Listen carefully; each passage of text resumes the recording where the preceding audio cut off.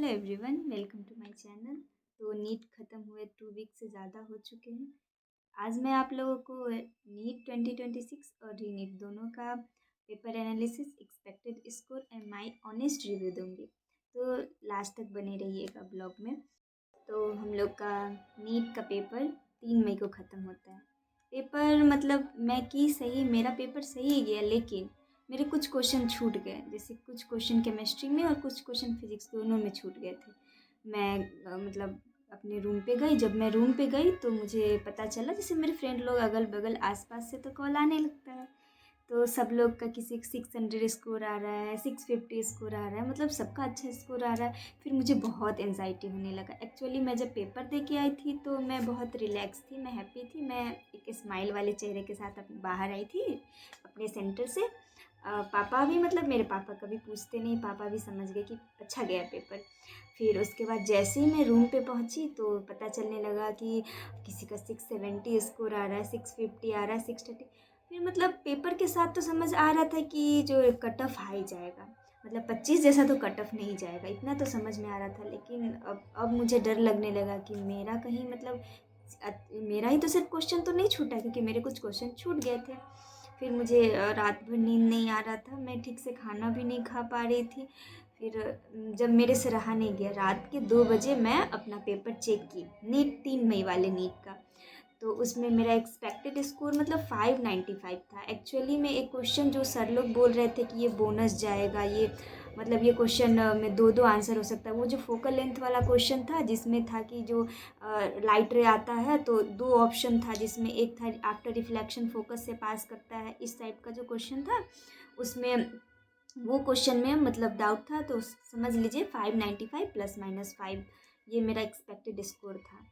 तो मतलब जैसे मेरे फैमिली में भी कुछ प्रॉब्लम चल रहे थे, तो मैं उसके बाद मैं ये सिक्योर हो गई कि मुझे इस बार कॉलेज ले लेना है, क्योंकि अब 3-4 ड्रॉप हो चुके थे। फैमिली वाले भी बहुत परेशान, मतलब उम्मीद ख़त्म हो जाता है पेरेंट्स को बच्चे से एक समय के बाद।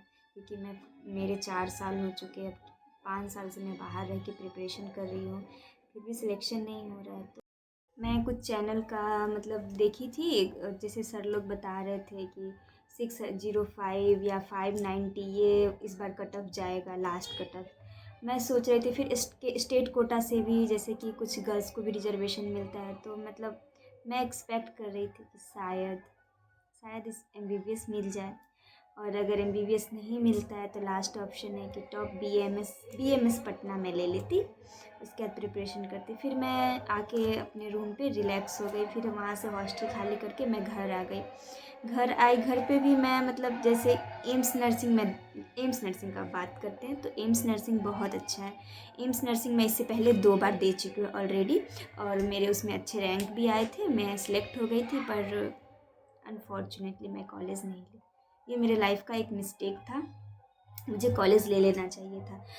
एक्चुअली कॉलेज इसलिए नहीं ली कि मेरे पापा मतलब चाहते हैं कि मैं डॉक्टर बनूं, क्योंकि उनका बहुत बड़ा ड्रीम है ये कि मैं एक डॉक्टर बनूं। वो सपने में सोते जागते मुझे वाइट कोट में देखते हैं, इतना ज़्यादा उनके अंदर मुझे लेके एक्सपेक्टेशन है। एक्चुअली बचपन से, स्टार्टिंग से ही मेरे पापा जब भी किसी हॉस्पिटल में जाते थे, मम्मी कहीं भी जाती थी और वहाँ पे देखती थी डॉक्टर लोग को, तो वो लोग बोलती थी एक दिन मेरी बेटी भी इस तरह डॉक्टर बनेगी, वाइट कोट में रहेगी। मतलब ऐसा नहीं है कि मतलब ये मेरा सपना है, ये मेरा ड्रीम है, मैं अभी आके डॉक्टर बनना चाहती हूँ। मेरे पेरेंट्स बचपन से ही चाहते हैं कि मैं एक डॉक्टर बनूँ। पता नहीं डेस्टिनी में क्या लिखा है। जितना मेहनत करती हूँ अपने पापा मम्मी को जब देखती हूँ तो लगता है कि नहीं यार, इसीलिए 4 ड्रॉप हो गया। मतलब जब भी रिज़ल्ट आता है सोचती हूँ कि नहीं इस बार कुछ भी कॉलेज ले लूँगी, अब नहीं करूँगी। लेकिन जब अपने पेरेंट्स की तरफ देखती हूँ, उनकी आँखों में देखती हूँ, तो डॉक्टर बनने का जो उनके अंदर मतलब दिखता है, उसके बाद लगता है कि नहीं यार, एक ट्राई और करके देखते, एक बार और करके देखते, शायद इस बार हो जाए। शायद मतलब कभी होता है ना कि टाइम से पहले कुछ नहीं मिलता, लोग कहते हैं टाइम से पहले कुछ नहीं मिलता। तो इसलिए मैं 4 ड्रॉप ली। इस बार टेस्ट में भी अच्छा स्कोर कर रही थी, स्टार्टिंग से ही मेरे टेस्ट में स्कोर अच्छे आ रहे थे। तो पापा को भी तो यकीन हो गया था कि सिलेक्शन हो जाएगा। मेरे पापा को तो अभी भी यकीन नहीं हो रहा है कि मेरा इस बार सिलेक्शन नहीं हो रहा है।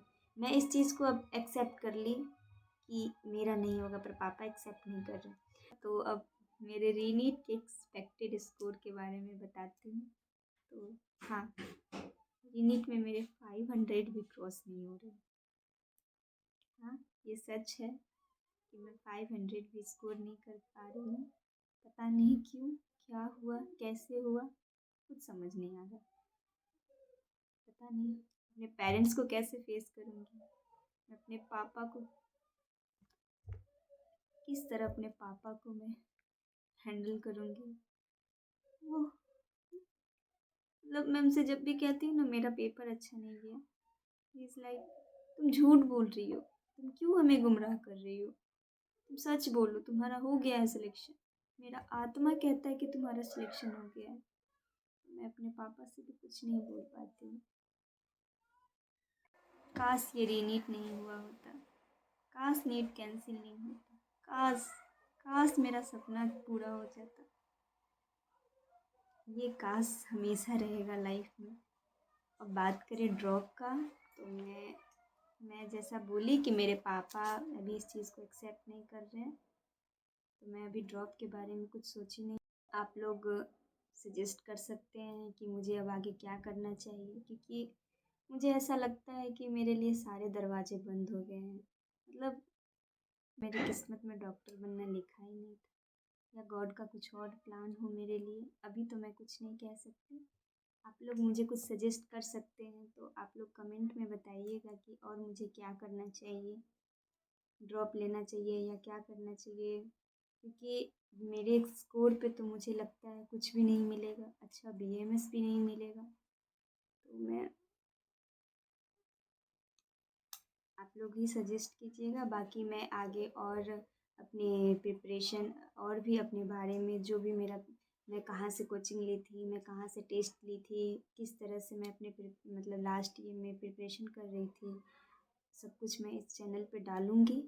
आप और रिज़ल्ट आएगा तो मैं अपने रिज़ल्ट भी डालूँगी। आप लोग हमें सपोर्ट कीजिएगा, हमें सजेस्ट कीजिएगा, बेटर गाइडेंस दीजिएगा। यहाँ पे इस प्लेटफॉर्म पे बहुत लोग क्या एक्सपेक्ट कर रहे हैं, आप लोग का एक्सपेक्टेड स्कोर कैसा है, और आप लोग क्या ड्रॉप ले रहे हैं, आप लोग का नेक्स्ट प्लान क्या है, आप लोग ये भी बता सकते हैं। Thank you.